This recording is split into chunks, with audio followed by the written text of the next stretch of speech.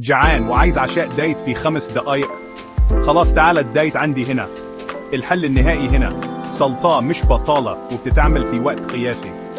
هنجيب الخضار بتاعنا، خاص وخيار وفلفل ألوان، وبعدين هنجيب حاجتين سحريتين، الافوكادو وسويت كورن، حبوب الذرة أو بالبلدي قناديل الشامي، خلي البوصات أحمدي، وأهم حاجة صدور فراخ مشوية. كل ده هيبقى الوجبة الدايت السحرية بتاعتنا.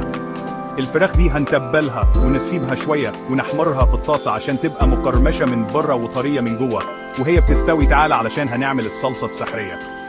الصلصة بسيطة، هي عبارة عن مايونيز مستردة فيها عسل وشوية خل تفاح وليمون، اخلطهم كيدو كلهم مع بعض وهتشوف طعمها هيفرق معاك.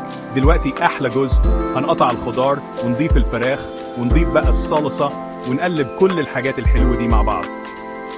بص على الشكل واللون، اهي وجبة كاملة وشهية من غير ما تشعر بالذنب.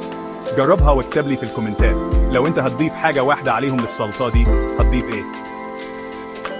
يلا بسرعة اكتب لي. قناة حياة صحية سعيدة بتتمنى لكم كل الصحة والسعادة.